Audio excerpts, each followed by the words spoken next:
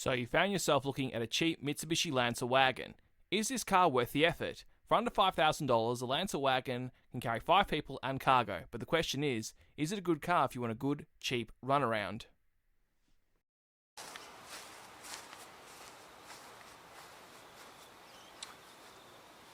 So, the CC Lancer lived on for quite a while. Launched in 1992, and in sedan form it died in 1996, and coupe the same year. But the wagon lived on until 2003. But more importantly, Mitsubishi sold this to Proton. So the Proton Wira and the Proton Persona are based off this car. Also, the Proton Jumbuck is based off this car. All it is this front end here, with this cut off and a ute body planted here.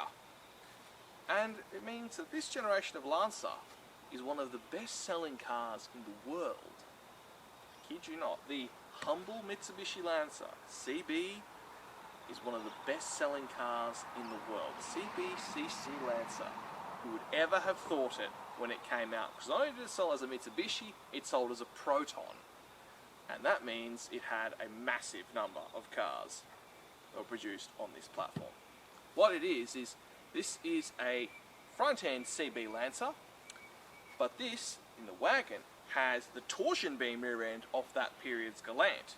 So, while it is a Lancer, it's the same platform, albeit with a bastardised rear end taken off a Galant to handle much greater weight on the rear end, which this car was designed to do, being the Lancer Wagon and being aimed at Southeast Asian delivery markets and businesses and small families in the areas. They made this car as a business vehicle fundamentally to compete with things like the Probox, like the Nissan Advan, and like the Mazda Familia. Yeah, these are the sort of things that once Japan was done with them, they were discarded and sent to places like South Africa and New Zealand. And the Japanese version is called the Libero. Nice. Libero. Sounds like libido. Another name lost in translation, I think. In terms of engine, the Lancer Wagon is powered by the 4G93 variant of Mitsubishi Sirius engine with a 1.8 litre displacement. 86 kilowatts and 161 newton meters of torque is all you get from this engine in this configuration, while mated to the 4-speed automatic transmission with the Invex 2 computer system module on it. Now, in all fairness, while it's a 4-speed box with only 86 kilowatts out of the motor, it actually feels relatively zippy. It doesn't feel like one of those modern economy special autos that are just bereft of power and torque, so much the fact that you feel like you're going to roll back on a hill. This car actually is relatively zippy for what it is, considering the power and the lack of gear ratios. So, an 0 to 100 time of 10 seconds isn't something to be upset about considering its age. To put it bluntly, it'll keep up with modern day traffic, whereas other cars that are much newer may not do the same.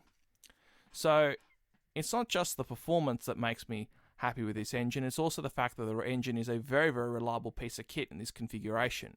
The 4G63 is simple to work on, parts are relatively easy to get if you know roughly which years you're looking at. You need to, obviously with the Mitsubishis, double check the years of each specific part, sometimes they change them. And also the car is relatively intrinsically reliable. So if you buy one of these and look after it, it'll look after you. So if you want a good cheap car, it's a good place to look. The only areas of complaint with this car are the exhaust and some of the rear suspension components, as well as rust, and more rust. Look at under the wheel arches, between the windscreen and the screen pillars, and on the roof. These are common areas of rust and corrosion occurring with the Lancers and Lancer Wagons of this vintage, and even so, they were better than what they were beforehand, but like many cars from the 80s and 90s from Japan, they still like to corrode, albeit not as much as some of their 1970s offerings. So think about this when you're looking at a car of this vintage.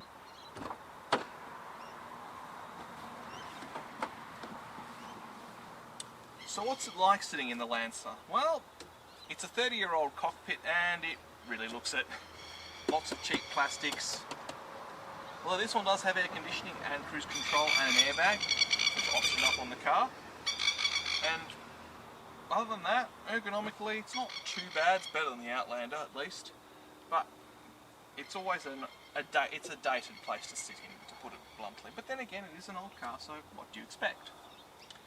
Now, obviously, because this design was sold to Proton, all these bits, if you're in a Samtria or a Wera or a Jumbuck, these also look very familiar if you've had a look at them.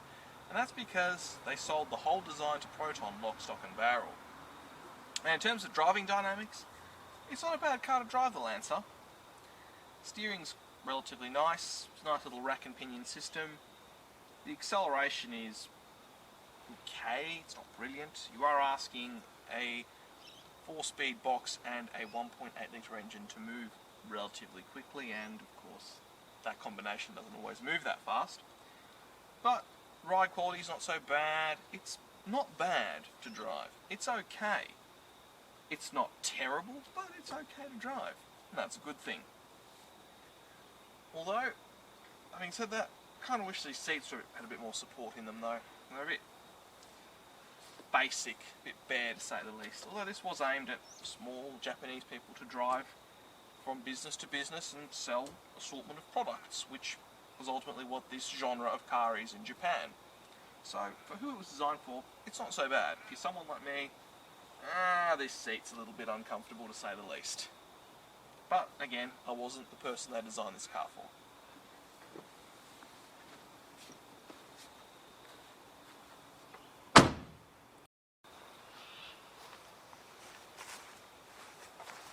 One of the strongest things of the Lancer Wagon is boot.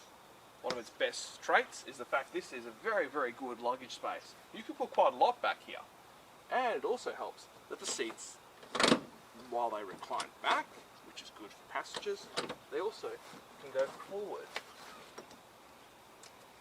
which is good for your cargo. Even though it's not quite fully forward and fully flat, it's always a good thing to have. And then put your cargo here, and that makes life really easy for carrying long loads. But it's not that bad of a car if you have carrying decent sized loads, people. It was designed for lots of things. Just being useful is its main element though. If you want to look for a similar Lancer Wagon, you can have one of these cars for anywhere between $1,000 to $4,000. They really occupy the lower echelon of the marketplace.